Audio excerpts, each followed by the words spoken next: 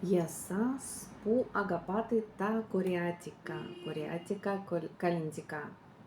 Εδώ η εταιρεία Tommy που έχει την αποθήκη στην Ολλανδία για όλη την Ευρώπη και το γραφείο μου εξυπηρετεί την Ελλάδα, μπορεί να σας δώσει αυτές τις ιδέες για δωράκια για Χριστούγεννα και Πρωτοχρονιά.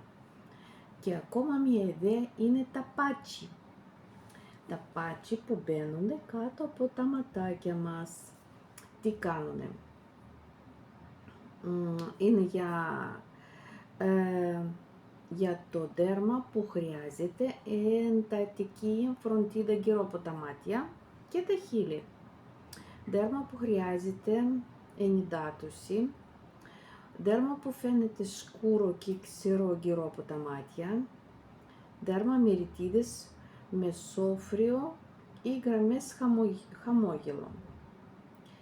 Είναι φανταστικά από 7 φύκια, είναι τόσο οικολογικά υγιεινά που μπορείτε μετά την εφαρμογή 15-20 λεπτά να το κρατήσετε, να το βάλετε στο νεράκι και θα διαλυθεί, να ποτίζετε λουλούδια, να πασαλείψετε όλο το σώμα.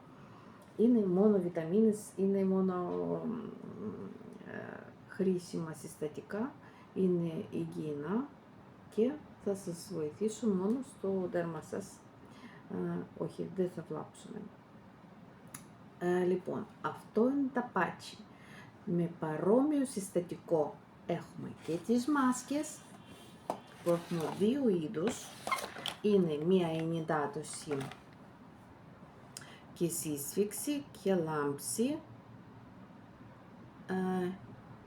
Και αυτό είναι από τα φύκια, από τα τζελ φύκια. Και εδώ σε αυτό το κουτί είναι 10 μάσκες.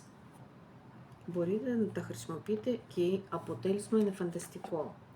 Δέρμα που δεν έχει ελαστικότητα, δέρμα με φαμπό τόνο που χρειάζεται ενίσχυση, ελαστικότητα, ξηρό δέρμα που χρειάζεται ενυδάτωση, δέρμα που είναι υπερηπές σε νεκρά κύτταρα, φαμπό δέρμα που χρειάζεται φρέψη. Δηλαδή έχει δύο είδους στο site, στο ένα κουτί είναι από 10 κομμάτια.